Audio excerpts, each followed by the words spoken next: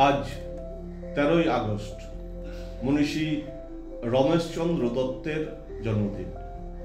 তিনি 1848 খ্রিস্টাব্দের আজকের দিনে কলকাতার এক উচ্চশিক্ষিত পরিবারে জন্মগ্রহণ করেন। তিনি ছিলেন একজন বিশিষ্ট ইতিহাসবিদ এবং সাহিত্যিক। তার বাবা ঈশানচন্দ্র দত্ত ছিলেন ডেপুটি কালেক্টর। ফলে তিনি বিভিন্ন সময়ে বিভিন্ন বিদ্যালয়ে পড়াশোনা করেন। 1861 খ্রিস্টাব্দে এক নৌকাডুবিতে তার বাবার অকাল মৃত্যু ঘটে। তারপর তিনি তার কাকা প্রখ্যাত লেখক শশীচন্দ্র দত্তের কাছে থাকতেন। সেখানেই তিনি ইংরেজি কবিতা চর্চায় অনুরাগী হন। 1864 খ্রিস্টাব্দে তিনি প্রেসিডেন্সি কলেজে ভর্তি হন। তার সহপাঠী ছিলেন কবিগুরুর অগ্রজ জ্যোতিরিন্দ্রনাথ ঠাকুর। 1866 খ্রিস্টাব্দে তিনি স্নাতক পরীক্ষায় মেধাবৃত্তি সহ দ্বিতীয় স্থান অর্জন করেন।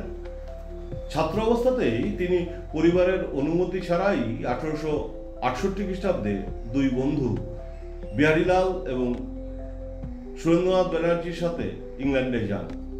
সেখানে লন্ডনের মিডল টেম্পলে ইন অফ কোর্টে আইনি পড়াশোনা করেন এবং 1869 খ্রিস্টাব্দে সিভিল সার্ভিসের ওপেন এক্সামিনেশনে কৃতিত্বের সাথে তৃতীয় স্থান অধিকার করেন।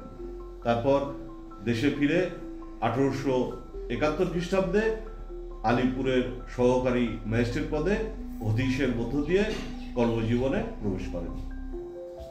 ভয়ঙ্কর সাইক্লোনের কারণে 1874 খ্রিস্টাব্দে নদিয়া জেলার মেহেরপুরে এবং 1876 খ্রিস্টাব্দের ভোলা জেলার দক্ষিণ শাহবাজপুরে দুর্ভিক্ষ দেখা দেয়।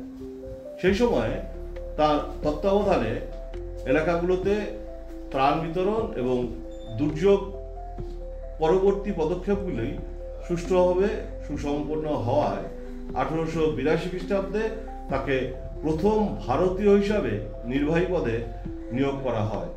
তারপর তিনি 1893 খ্রিস্টাব্দে বর্ধমান জেলা অফিসার ও 1894 খ্রিস্টাব্দে বর্ধমান বিভাগের কমিশনার পদে অধিষ্ঠিত হন এবং 1895 খ্রিস্টাব্দে উড়িষ্যার বিভাগীয় কমিশনারের দায়িত্ব অর্জন করেন। বিভাগীয় কমিশনার পদে তিনি প্রথম ভারতীয় বিভাগীয় কমিশনার। 1894 খ্রিস্টাব্দে তিনি বঙ্গীয় সাহিত্য পরিষদের প্রথম সভাপতি পদে দায়িত্ব অর্জন করেন। সেই পরিষদে সহসভাপতি ছিলেন রবীন্দ্রনাথ ঠাকুর এবং নবীনচন্দ্র সেন।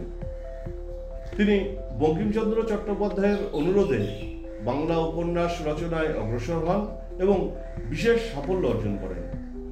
তার সুদীর্ঘ কর্মজীবনে তিনি মুঘল সাম্রাজ্যের শতবর্ষের ইতিহাস নিয়ে 1874 খ্রিস্টাব্দে বঙ্গবিজেতা, 1877 খ্রিস্টাব্দে মাধবী কঙ্কন, 1878 খ্রিস্টাব্দে মহারাষ্ট্র জীবন প্রভাত এবং 1879 খ্রিস্টাব্দে রাজপুত জীবন সন্ধ্যা, এই চারটি ঐতিহাসিক উপন্যাস লিখেছেন, যা 1879 খ্রিস্টাব্দে শতবর্ষ নামে সংকলিত হয়েছিল।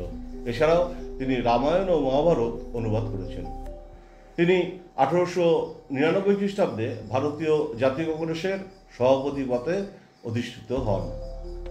জন্মদিনে এই বিশিষ্ট গুণী মনীষী এবং ব্যক্তিত্ববান মানুষটিকে জানাই বিনম্র শ্রদ্ধা এবং প্রণাম। নমস্কার।